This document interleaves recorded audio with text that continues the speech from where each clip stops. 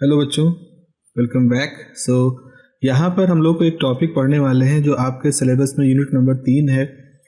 Straight forward topic है, जितना ज़रूरी है।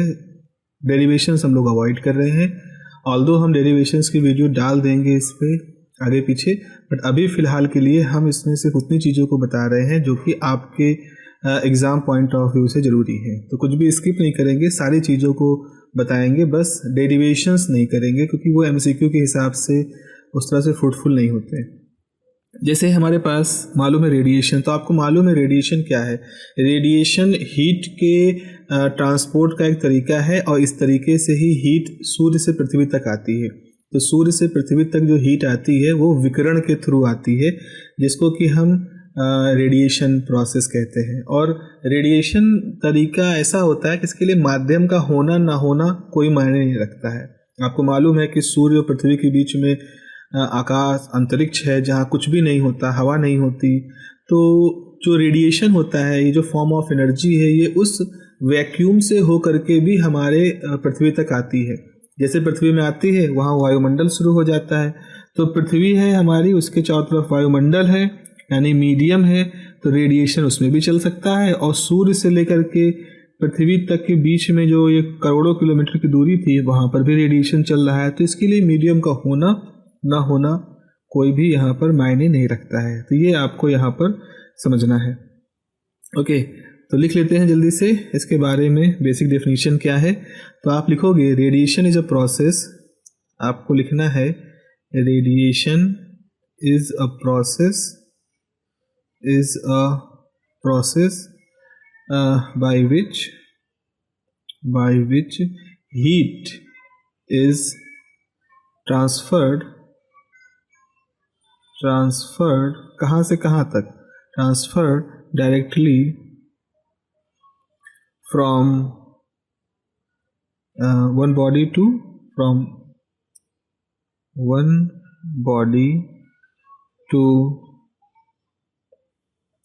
Another body. एक जनरल डेफिनेशन बता रहे हैं, from one body to another body without affecting the medium को बिना किसी तरह से डिस्टर्ब किए हुए इस प्रकार का जो ऊर्जा है, रेडिएशन फॉर्म एनर्जी है, वो आती है। इसी प्रोसेस से हीट जो है वो अर्थ तक पहुंचती है सन से।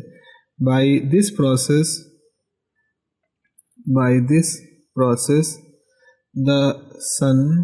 the heat energy, by this process the heat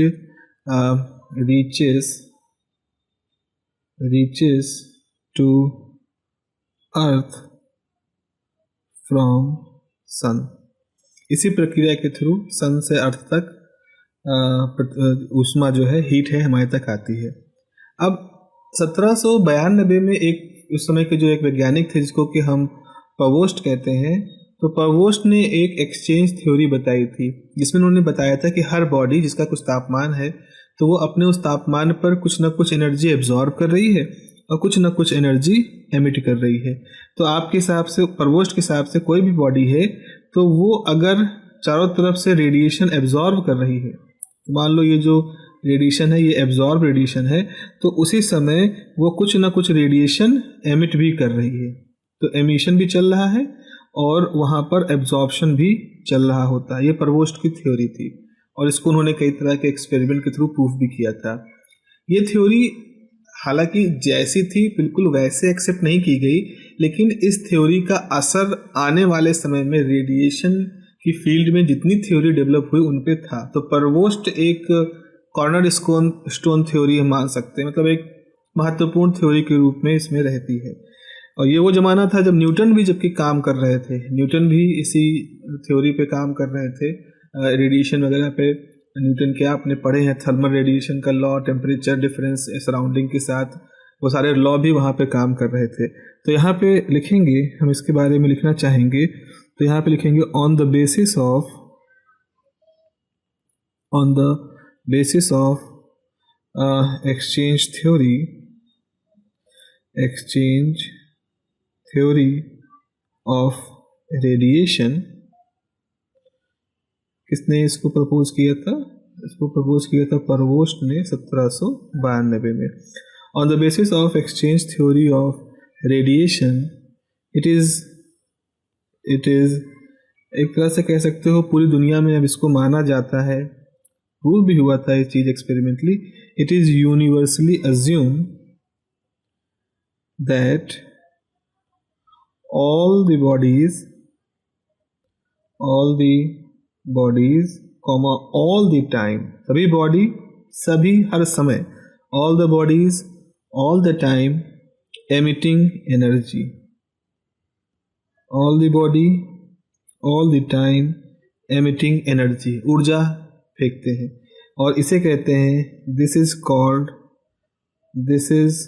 called radiant energy या thermal radiation. This is called radiant energy और thermal radiation. तो हम भी इसी में आते हैं, हम इंसान भी इसी श्रेणी में आते हैं. हम भी लगातार अपने शरीर से रेडिएशन एमिट कर रहे होते हैं.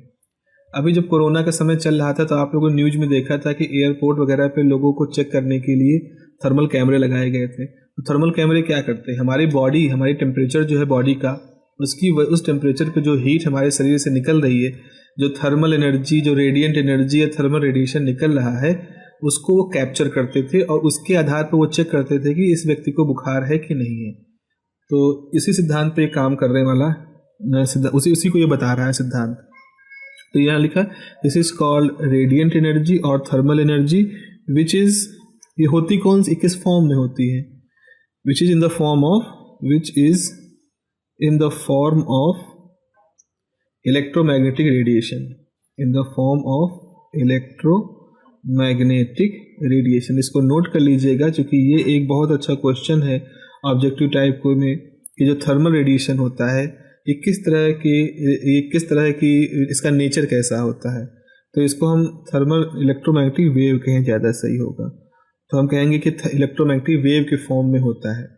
तो रेडियन जब किसी मतलब जैसे मान लो कोई अपारदर्शी हिस्सा है, जैसे लकड़ी है या हम लोग हैं अपारदर्शी हैं, जैसे हम पे गिरता है रेडिएशन तो हम उसको एब्जॉर्ब कर लेते हैं. लेकिन जैसे कोई पारदर्शी चीज़ है, कांच है या पानी से भरा हुआ ग्लास है, तो जब रेडिएशन उससे गुजरता है तो वो उतना एब्जॉर्ब नहीं करता जितना कि हम ओपेक बॉडी करते हैं. ओपेक मतलब समझ रहे हो ना, अपारदर्शी. तो यहाँ पर आपको लिखना है, एक पॉइंट है कि when the radiation incident on opaque objects,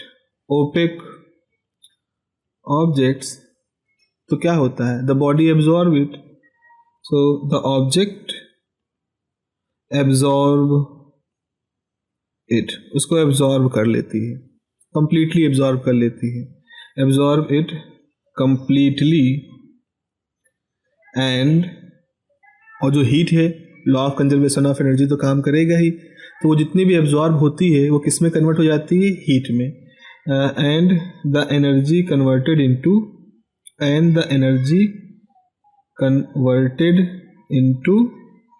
the heat, और वो हीट में कन्वर्ट हो जाती.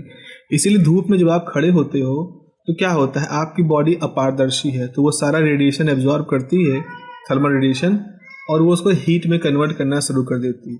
अब हमारे शरीर में हीट का एक मैनेजमेंट है, सिस्टम है हमारे दिमाग में बना हुआ है. हमारे शरीर का टेम्परेचर है, हम ऐसे जीव हैं जो अपने शरीर के टेम्परेचर को कांस्टेंट टेम्परेचर पे मेंटेन रखते हैं. तो जैसे हम धूप में खड़े होते हैं और जैसे हमारे शरीर का तापमान हीट एनर्जी आने की वजह से बढ़ना शुरू होता है, तुरंत हमारे शरीर के अंदर खून का प्रवाह बदल जाता है, तुरंत खून में से पानी निकल करके वेपराइजेशन हो करके हमारे टेम्परेचर को मेंटेन करना शुरू कर देता है, और इसी को हम कहते हैं पसीने का बहना. तो हम पसीने को बहते हुए क्यों पाते हैं शरीर से, हम क्यों कहते हैं बड़ी गर्मी लग रही है, क्योंकि हमारी बॉडी वो जो रेडिएशन एब्जॉर्ब कर रही है, वो जो हीट एनर्जी एब्जॉर्ब कर रही है, उससे वो हमारे शरीर का टेम्परेचर बढ़ा रही है. और हमारी बॉडी हमारे शरीर का टेम्परेचर बढ़ने से, हमारा ब्रेन हमारी बॉडी के टेम्परेचर को बढ़ने से रोकता है, और उसके लिए वो ये सारे काम करता है, पसीना वसीना सब करता है. ये यहाँ पर हो गया. अब थर्मल रेडिएशन अगर आप एमिट हो रहा है तो कितनी देर तक देखोगे और कितनी जगह पे देखोगे, तो लोगों ने कहा ऐसा है पर यूनिट टाइम और पर यूनिट एरिया की बात की जाए. कि धूप आ रही है, तो हमने कहा 1 घंटे में 1 स्क्वायर मीटर पे कितना धूप पड़ा, इसको देखी।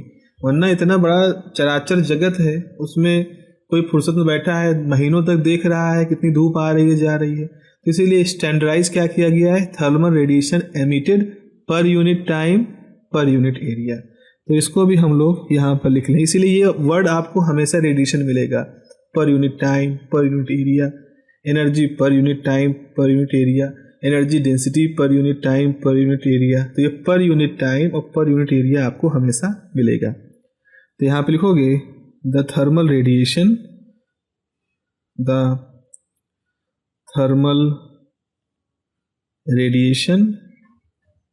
emitted per unit time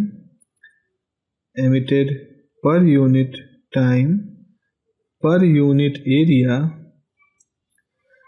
unit area depends upon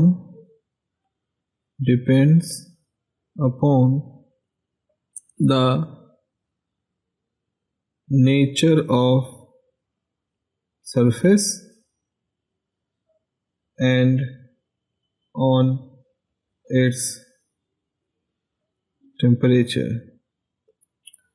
तो आपकी जो बॉडी है जिसके ऊपर रेडिएशन एमिट हो रहा है, जिससे रेडिएशन एमिट हो रहा है, तो रेडिएशन जो एमिट हो रहा है किसी बॉडी से, वो इस बात पे डिपेंड करता है कि वो जो सरफेस है उसका नेचर कैसा है और उस बॉडी का टेम्परेचर कैसा है। तो हम अपनी बॉडी को कवर कर लेते हैं कपड़ों से, तो फिर हमारे बॉडी का रेडिएशन कुछ अलग तरह से दिखता है। और हमको बुखार है तो हमारे शरीर का तापमान बदल गया, तो हमें कुछ हमारा रेडिएशन जो हमसे एमिट हो रहा है वो कुछ अलग तरह से दिखेगा। अब कुछ चीज़ें हैं जिनको ज़रूर से ज़रूर आपको नोट कर लेना है कि जो रेट ऑफ एमिशन है, यानी जो पर यूनिट टाइम जो निकल रहा है, तो रेट ऑफ एमिशन ये किसके प्रोपोर्शनल है? ये प्रोपोर्शनल है टेम्परेचर के। रेट ऑफ एमिशन प्रोपोर्शनल है टेम्परेचर के, और साथ ही साथ ये प्रोपोर्शनल होता है एमिटेड वेवलेंथ के।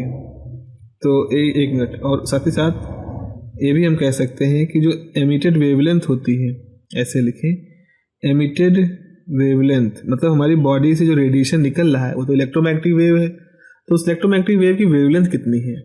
तो हमारे शरीर से जो रेडिएशन निकल रहा है, जो वेवलेंथ है, तो एमिटेड वेवलेंथ ये भी प्रोपोर्शनल होता है टेम्परेचर के। इसीलिए कभी अभी आप क्या करो, अभी आप क्लास जब सुन रहे हो तो ज़रा सा गूगल करके देखो, आप लिखो थर्मल इमेज ऑफ ह्यूमन, इंसानों की थर्मल इमेज। तो आप जब गूगल करोगे तो देखोगे, मान लो फेस का लिखो, thermal image of human face, तो आप पाओगे जब उसका गूगल पे जब आप उसका डायग्राम चित्र देखोगे तो आप पाओगे कि माथा लाल रंग का है, नाक नीले रंग की है, हंस रहा है तो दांत अलग रंग के हैं। तो सभी हिस्सों का रंग अलग अलग दिखाई पड़ेगा। कारण ये है कि हमारे चेहरे के अलग अलग हिस्से जो हैं उनका तापमान अलग अलग है। नाक से सांस लेते हैं तो हवा आती जाती रहती है, तो नाक के इर्द गिर्द की स्किन हो सकता है थोड़ी ठंडी हो, ठीक है। आपके लिप जो हैं हो सकता है वो थोड़े से गर्म हो, आपने चाय पी है या आपने अभी चेहरा धुला है, मुंह धुला है, तो आपका माथा, आपके जो गाल वगैरह है उनका टेम्परेचर कुछ अलग हो। तो इस तरह से हमारी बॉडी के अलग अलग हिस्से जो होंगे वो अलग अलग रंग के दिखाई पड़ेंगे, क्योंकि उनका टेम्परेचर अलग अलग है। इसीलिए आपको एमिटेड वेवलेंथ जो बॉडी से निकल रहा है, किसी भी ऑब्जेक्ट से निकल रहा है, वो अलग अलग दिखाई पड़ता है। तो ये हो गया रेडिएशन की बेसिक सी बातें। अब हमारा जो टॉपिक है वो ब्लैक बॉडी का है। हमारा जो टॉपिक है वो ब्लैक बॉडी के बारे में है, लेकिन ब्लैक बॉडी की तरफ जाने से पहले हमें रेडिएशन इन इनक्लोजर पढ़ना पड़ेगा। तो हमारे पास एक टॉपिक है रेडिएशन इन इनक्लोजर, और ये आपका एक रास्ता है, पाथ टुवर्ड्स ब्लैक बॉडी। अगर हम ब्लैक बॉडी पढ़ने के रास्ते पर बढ़ रहे हैं तो रेडिएशन इन इनक्लोजर एक हमारा इम्पॉर्टेंट कॉन्सेप्ट है, इसको समझना है। इसको समझ जाओगे तो ब्लैक बॉडी को और आसान तरीके से आप समझ जाओगे। तो थर्मोडायनेमिक्स में इंक्लोजर क्या होता है? इंक्लोजर का मतलब होता है कि जैसे एक ऐसा ऑब्जेक्ट जो कि किसी नॉन कंडक्टिंग दीवारों से बना हो और किसी कांस्टेंट टेम्परेचर पे मेंटेन हो। जैसे भट्टी होती है, एक सोचो एक चूल्हा है जिसे चारों तरफ से बंद है और उसके अंदर आग धधक रही है, जैसे वो तंदूर वगैरह होती है ना, उस तरह का। अब तंदूर का मुंह थोड़ा खुला होता है, आप सोचो कि चारों तरफ से बंद है, बस थोड़ी सी जगह खुली है जहाँ अंदर धधकता हुआ जो कुछ है वो कांस्टेंट टेम्परेचर पे हो सकता है, वो 600-800 डिग्री सेंटीग्रेड तापमान हो, कोयला जल रहा है, बट उस पूरे का जो तापमान है वो कांस्टेंट है। तो हम इसको ऐसे में, इसको हम इंक्लोजर कह रहे हैं। तो आप लिखेंगे in thermodynamics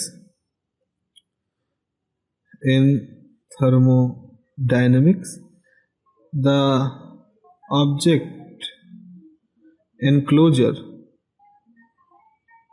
is supposed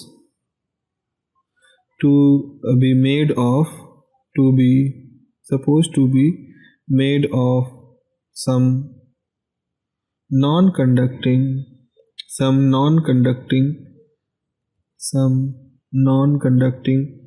walls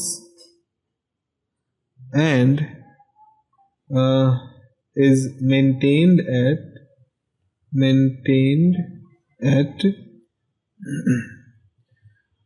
constant temperature. ठीक है ना, कांस्टेंट टेम्परेचर पर वो मेंटेन रहता है, मेंटेन टेम्परेचर T। तो दो चीज़ें हैं, एक तो इनक्लोजर की हम कोई नॉन कंडक्टिंग वॉल मानते हैं, लोहे वहे की नहीं बनी है, ऐसे ही है। जब तंदूर देखो ना तो मिट्टी का वो सब बना के बनाते हैं, उस तरह का है, और वो एक कांस्टेंट टेम्परेचर पर मेंटेन्ड है। अब हम यहाँ पर ये मानते हैं कि ये जो इनक्लोजर है, इसकी जो दीवारें हैं वो कंटिन्यूसली रेडिएशन को एब्जॉर्ब कर रही हैं और एमिट कर रही हैं, जिसकी वजह से इंक्लोजर के अंदर रेडिएशन भरा है। तो दीवारें जो हैं उस इंक्लोजर की लगातार रेडिएशन को एब्जॉर्ब कर रही हैं और एमिट कर रही हैं, यानी रेडिएशन जो है वो इंक्लोजर के अंदर ही भरा है। अब अगर मान लो आपने कोई बॉडी है, जैसे एक आटे की लोई है, आपने डाल दी तंदूर के अंदर, तो अगर एक बॉडी है डिफरेंट टेम्परेचर की, उसको भी हम उस इंक्लोजर के अंदर डाल दें, तो वो जो दीवारें हैं जो उस इंक्लोजर की, वो उस ऑब्जेक्ट के साथ रेडिएशन का एक्सचेंज करेंगी, और ऐसा तब तक करेंगी जब तक कि सेम टेम्परेचर पर ना हो जाए। तो तंदूर बनता हुआ कभी देखो आप, तो लोग क्या करते हैं, अंदर भट्टी वगैरह सुलगाए हैं, आग जल रही है, उसके अंदर वो जो रोटी वगैरह बनानी है वो उसके अंदर चिपका देते हैं दीवार पर। जैसे चिपकाते हैं तो क्या होता है, जो रोटी है उसका टेम्परेचर कम होगा, ठंडी होगी, जैसे उसको चिपकाया तो तुरंत उसके अंदर से हीट जो है दीवारों से निकल के उस रोटी के ऊपर जाना शुरू कर देती है, रोटी हमारी पकनी शुरू हो जाती है। इसी चीज़ को हम यहाँ पर लिख रहे हैं, हम उदाहरण के तौर पर इस चीज़ को बता रहे हैं, तो आप सोचने के लिए इसको जरा सा अपने साथ रखिएगा। तो आप लिखोगे, अब ये जो चीज़ हम लिख रहे हैं इसको थोड़ा सा हम अलग लाइन से लिख रहे हैं क्योंकि इंपॉर्टेंट है। द वॉल ऑफ इनक्लोजर, अब हम भट्टी जो तंदूर है उसको इनक्लोजर बार बार कह रहे हैं। The wall of enclosure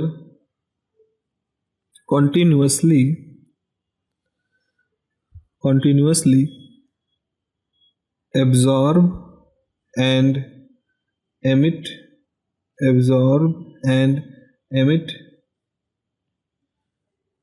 radiation so that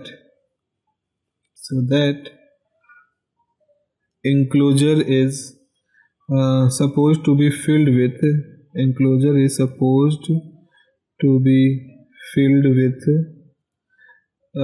radiation. Enclosure is supposed to be filled with radiation, उसमें रेडिएशन भरा होता है। So if a body, यहाँ से थोड़ा सा हम इसको बदल देते हैं, यहाँ पे लिखें if a body, कोई ऑब्जेक्ट ले रहे हैं at a different temperature, if a body at different temperature is placed within this enclosure,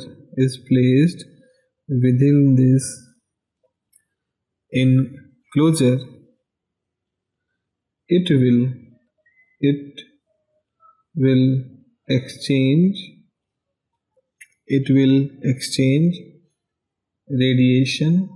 will exchange radiation with the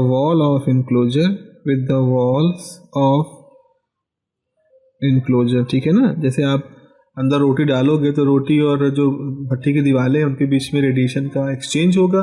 कब तक? until the equilibrium attain, जब तक कि इक्विलिब्रियम ना आ जाए। इसको भी याद रखिएगा। Exchange of temperature, exchange of heat energy तब तक रहती है जब तक कि इक्विलिब्रियम ना आ जाए। तो रेडिएंट एनर्जी मतलब इक्विलिब्रियम आने का मतलब है कि जिस रफ्तार से रेडिएंट एनर्जी एमिट हो रही है उसी रफ्तार से एब्जॉर्ब हो रही है। अब यहाँ पर हम कुछ इम्पॉर्टेंट पॉइंट लिख सकते हैं। इस इंक्लोजर है, इसकी प्रॉपर्टीज के कुछ इम्पॉर्टेंट पॉइंट्स हम यहाँ पर लिख सकते हैं। जैसे एक इम्पॉर्टेंट पॉइंट है कि रेडिएशन जो इंक्लोजर के अंदर होता है वो होमोजीनियस होता है, मतलब सभी जगहों पर रेडिएशन एक जैसा होता है। तो यहाँ पे लिखेंगे the radiation inside the enclosure is homogeneous,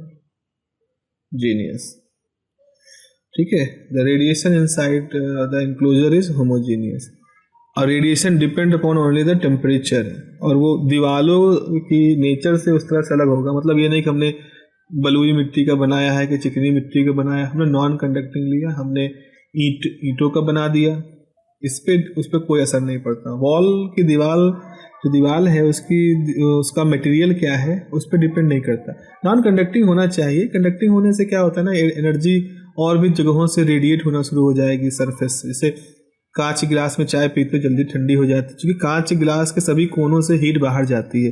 और आप अगर मिट्टी के कुल्हड़ में चाय पीते हो तो उतनी तेज़ी से वो ठंडी नहीं होती, क्योंकि मिट्टी का कुल्हड़ जो होता है वो उतनी तेज़ी से हीट को रेडिएट नहीं करता। तो इस तरह से आप कहते हो कि जो रेडिएशन है depends upon the radiation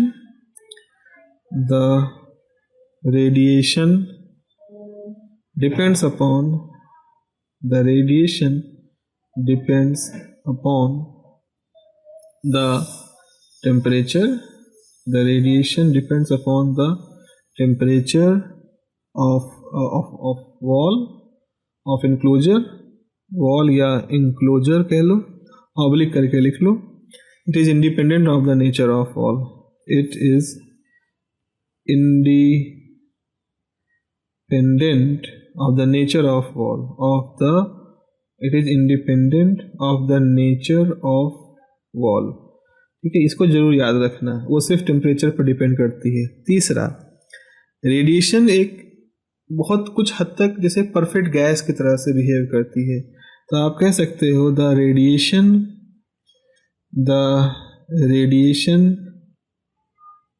with in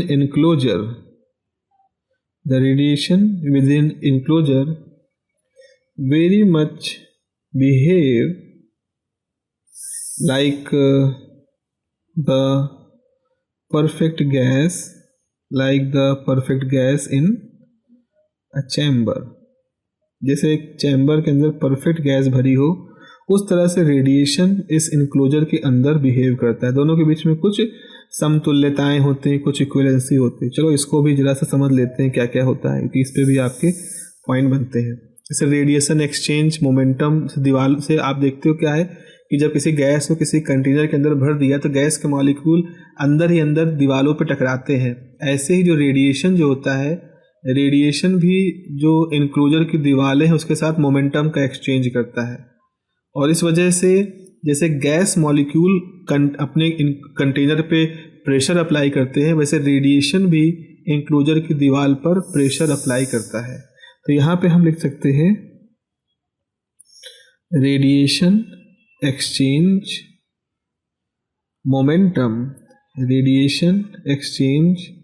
momentum किसके साथ? With the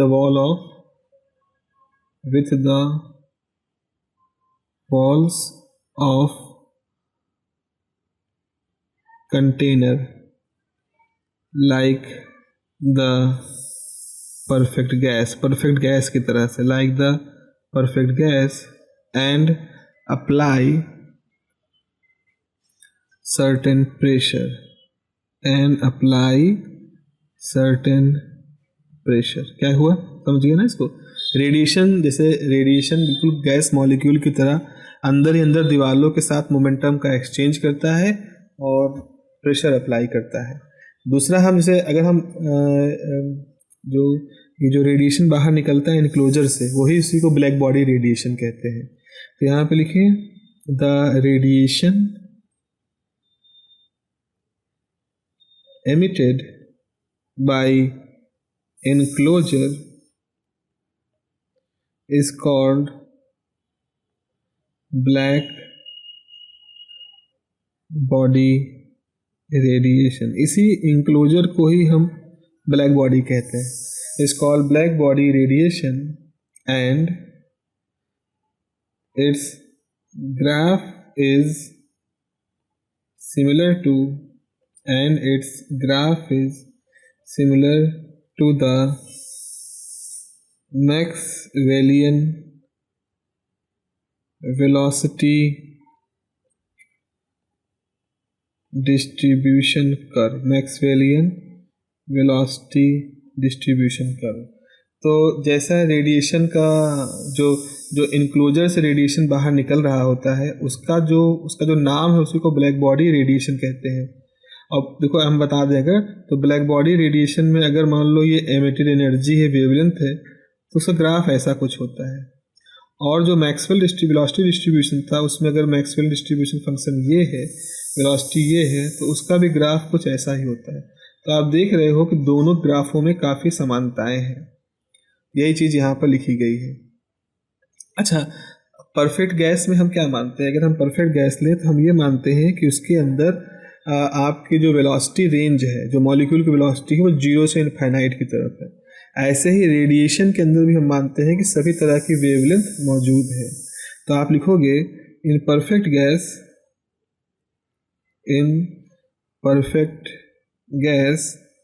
the molecules are supposed to have the velocity in range 0 to infinity। Similarly the radiation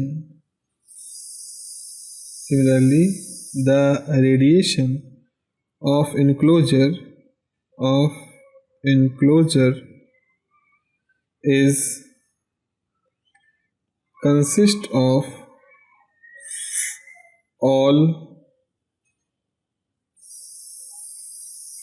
wavelengths। इसीलिए जैसे गैस के अंदर सभी तरह की वेलोसिटी संभव है गैस मॉलिक्यूल के लिए, ऐसे ही इंक्लोजर के अंदर जो रेडिएशन है, उस रेडिएशन की भी सभी तरह की वेवलेंथ जो होती हैं वो पॉसिबली होती है, मतलब उनकी संभावनाएं वहाँ पर होती हैं। तो अब यहाँ पे हमने कहा कि ब्लैक बॉडी क्या होती है। तो ब्लैक बॉडी असल में एक बहुत अच्छे किस्म का इंक्लोजर होता है, कोई थर्मल इंक्लोजर जो दीवारों से मिलकर बना, जिसके अंदर सभी तरह का रेडिएशन मौजूद होता है, उसको हम ब्लैक बॉडी कहते हैं। अब एक सामान्य सी भाषा है, सामान्य सी उसमें हम कहें डेफिनेशन ब्लैक बॉडी के लिए, तो ब्लैक बॉडी या परफेक्ट ब्लैक बॉडी एक ऐसा ऑब्जेक्ट होता है जो कि एब्जॉर्ब भी करे रेडिएशन को, जितनी भी तरह की वेवलेंथ आ रही है उसको एब्जॉर्ब करे, और साथ ही साथ वो किसी भी तरह का रेडिएशन ना रिफ्लेक्ट करे ना अपने से एमिट करे। तो ऐसा होने की वजह से हमें वो ऑब्जेक्ट कुछ भी प्रकाश फेंकता हुआ नहीं दिखाई पड़ेगा, और इस वजह से हम उसे देख नहीं पाएंगे, और इसी वजह से हम उसको ब्लैक बॉडी नाम देना शुरू कर देंगे। कोई भी रेडिएशन, किसी भी कलर का रेडिएशन हो, वो ऑब्जेक्ट अगर एब्जॉर्ब कर ले रहा है और कुछ भी एमिट नहीं कर रहा या रिफ्लेक्ट नहीं कर रहा, तो हमें दिखाई नहीं पड़ेगा, हमारे लिए वो ब्लैक होगा। तो ब्लैक होना मतलब किसी भी लाइट का हमारी आंखों पे ना पड़ना। तो कोई वस्तु हमें काली दिखाई पड़ती है, इसका मतलब वो वस्तु अपने से रिफ्लेक्ट या एमिट करके कोई भी रेडिएशन हमारी आंखों तक नहीं भेज रही है, इसलिए उसको हम ब्लैक बॉडी कहते हैं। अब अगर हम ब्लैक बॉडी को किसी दूसरे इंक्लोजर के अंदर रख दें तो क्या होगा, वो अगल बगल का सारा रेडिएशन एब्जॉर्ब करेगा, और जैसे ही वो इक्विलिब्रियम में आएगा ब्लैक बॉडी, वैसे ही वो उस रेडिएशन को बाहर एमिट करना शुरू कर देगा। ये भी खास बात है। दोनों खास बातें हम लोग पढ़ते हैं आगे। आगे हमारी हेडिंग है ब्लैक बॉडी। आगे हमारी हेडिंग है ब्लैक बॉडी, जो हमारे सिलेबस शुरू हो रहा है। तो परफेक्ट ब्लैक बॉडी क्या है? अब परफेक्ट, अच्छा लिख ही देते हैं। A perfect black body, a perfect black body is an object that absorbs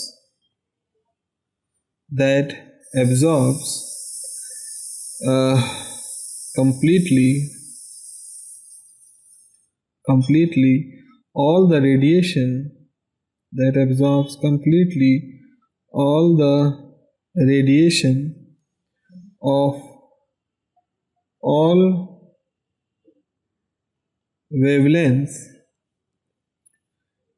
incident over it,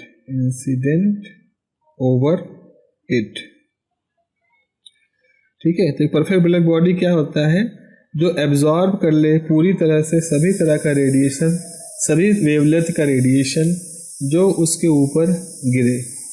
ये कभी भी रिफ्लेक्ट नहीं करता कोई रेडिएशन। तो आप लिखें इट नेवर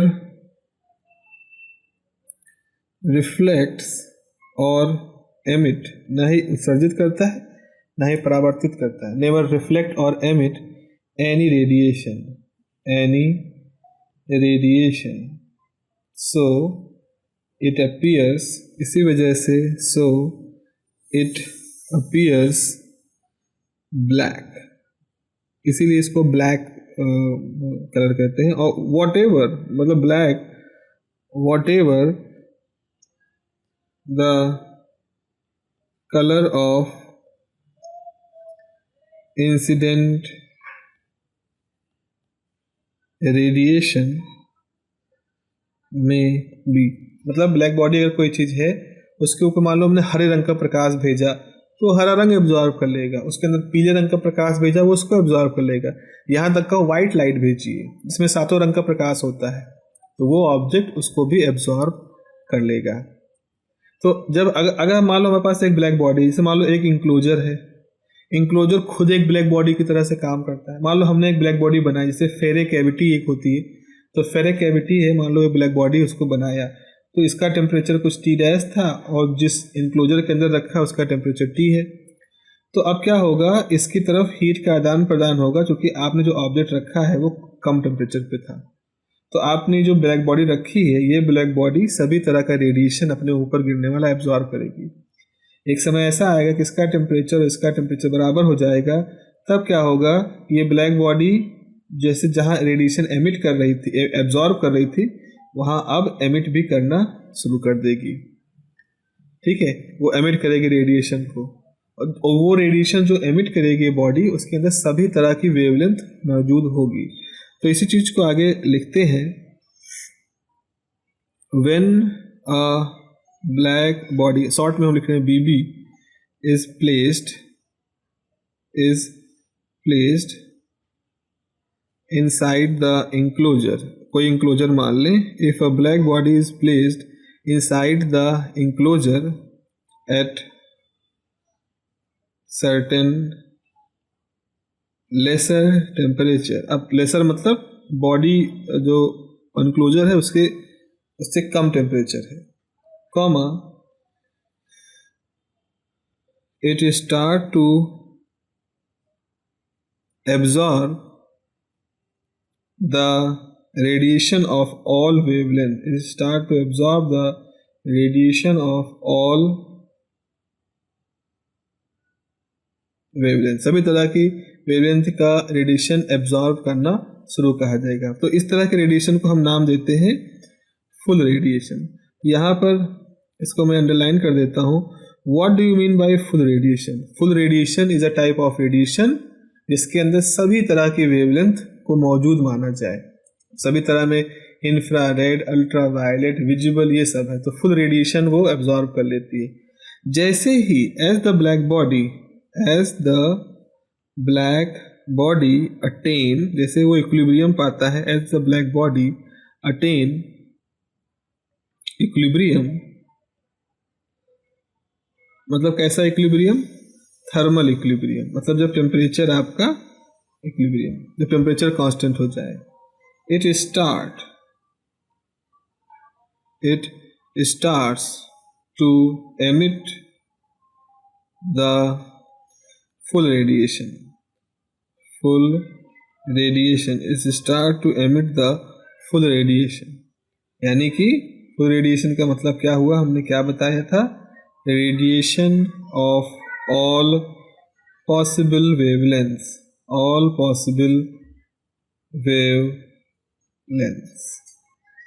ठीक है, radiation of all possible wavelength अब वहां से निकलना शुरू हो जाएंगे। ये ब्लैक बॉडी की एक खास बात होती है।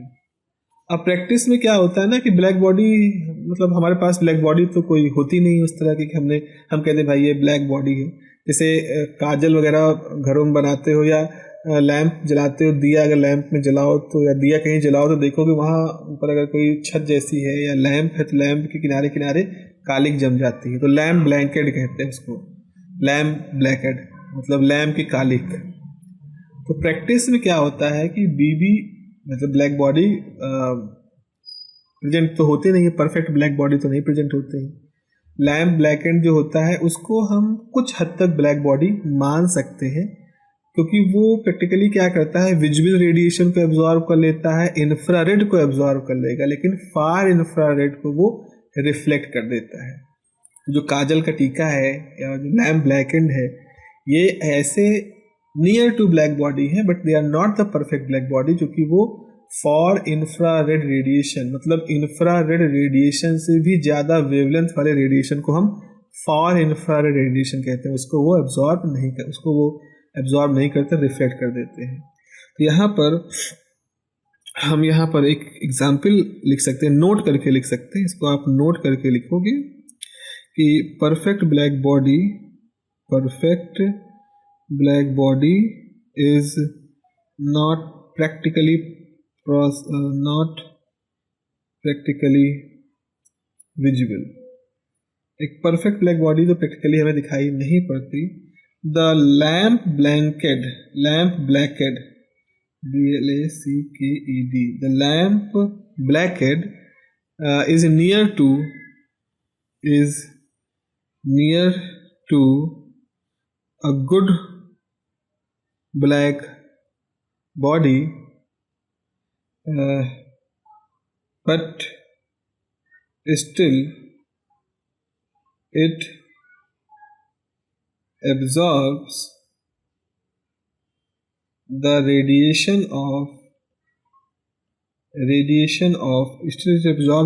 of visible wavelengths, infrared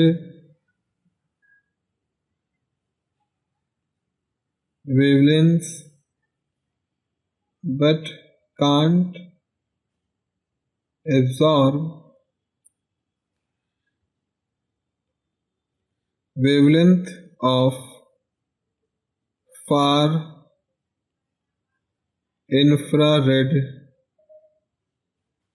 region। तो फार इंफ्रारेड का मतलब है इंफ्रारेड से भी ज़्यादा वेवलेंथ वाली जो रीजन है उनको ये एब्जॉर्ब नहीं कर पाते।